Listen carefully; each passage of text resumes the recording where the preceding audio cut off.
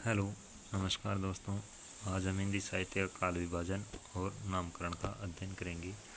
हिंदी साहित्य इतिहास के नामकरण के आधार डॉक्टर नगेंद्र सिंह के अनुसार डॉक्टर नगेंद्र सिंह ने हिंदी साहित्य के काल विभाजन और नामकरण के 6 आधार बताए। उन 6 आधारों को देखते हैं। उनमें है ऐतिहासिक कालक्रम के अनुसार डॉक्टर नगेंद्र ने आदिकाल, मध्यकाल, संक्रांति काल और आधुनिक काल बताया। शासक और शासनकाल के अनुसार इन्होंने एलिजाबेथ युग, विक्टोरिया युग, मराठा युग बताया। लोकनायक और उसके प्रभाव काल के अनुसार चैतन्य काल और गांधी युग। साहित्य नेता और उनकी प्रभाव परिधि के आधार पर रविंद्र युग, भारतेंदु युग। राष्ट्रीय, सामाजिक अथवा सांस्कृतिक घटना या आंदोलन के आधार पर भक्ति काल, पुनर्जागरण काल, सुधार काल, युद्धोत्तर काल, स्वातंत्र्योत्तर काल। यानी कि उस समय में जो राष्ट्रीय और सामाजिक सांस्कृतिक घटनाएं हुई, आंदोलन हुए, उनके आधार पर इन्होंने भक्ति काल, पुनर्जागरण काल, सुधार काल, युद्धोत्तर काल और स्वातंत्र्योत्तर काल का आधार बनाया इन्होंने। साहित्यिक प्रवृत्ति के नाम पर रोमानी युग, यानी रोमानी युग वो होता है जिसमें रोमानी रचनाएं हुई, रीतिकाल और छायावाद युग। अब देखते हैं जॉर्ज ग्रियर्सन के अनुसार काल विभाजन। जॉर्ज ग्रियर्सन के अनुसार काल विभाजन, जॉर्ज ग्रियर्सन ने चारण काल बताया 700 से 1300 ईस्वी तक। 15वीं शती का धार्मिक पुनर्जागरण काल। तीसरा बताया इन्होंने जायसी और उनकी कविता। चौथा बताया ब्रज का कृष्ण संप्रदाय।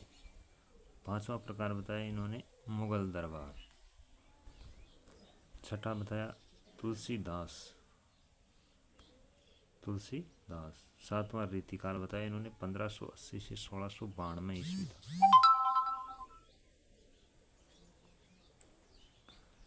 8वां बताया इन्होंने तुलसीदास के परवर्ती कवि 1600 से 1700 ईस्वी तक।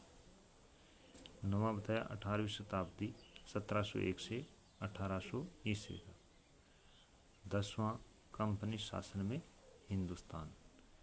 11वां महारानी विक्टोरिया के शासन में हिंदुस्तान। और 12वां विविध अज्ञात कवि इन्होंने बताए। मिस्र बंधुओं के अनुसार काल विभाजन। मिस्र बंधुओं ने आरंभिक काल बताया। आरंभिक काल के 2 भाग किए इसने, पूर्व आरंभिक काल और उत्तर आरंभिक काल। पूर्व आरंभिक काल 700 से 1343 विक्रम संवत। उत्तर आरंभिक काल को 1343 से 1444 विक्रम संवत में बताया इन्होंने। माध्यमिक काल के 2 भाग किए, पूर्व माध्यमिक काल संवत 1445 से 1560। दूसरा बताया प्रौढ़ माध्यमिक काल संवत 1561 से 1580। तीसरा काल विभाजन इन्होंने किया अलंकृत काल के रूप में। अलंकृत काल के 2 भाग किए, पूर्व अलंकृत काल संवत 1681 से 1790, उत्तर अलंकृत काल संवत 1791 से 1889। चौथा बताया परिवर्तन काल 1890 से 1925। 5वां वर्तमान काल 1926 से अब तक इन्होंने माना है। आचार्य रामचंद्र शुक्ल जी के अनुसार आचार्य रामचंद्र शुक्ल जी के अनुसार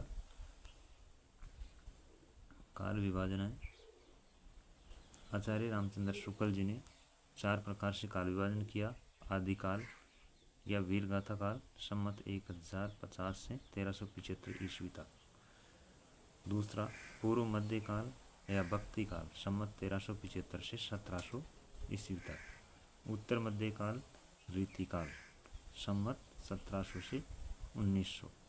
आधुनिक काल या गद्य काल संवत 1900 से अब तक।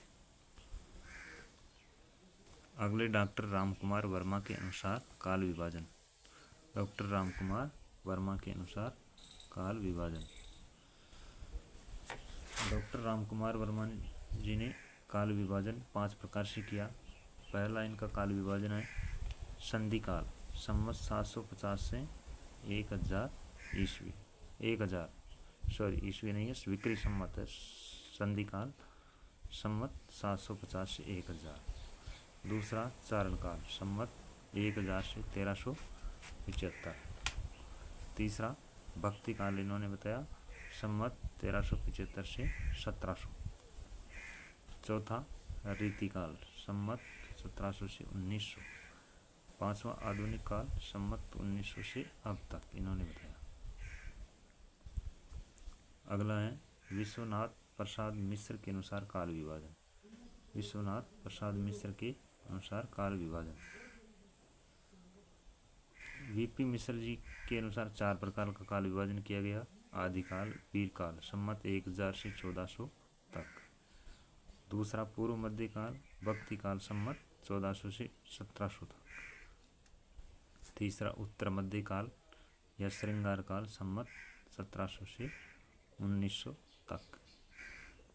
आधुनिक काल, गद्य काल संवत 1900 से अब तक।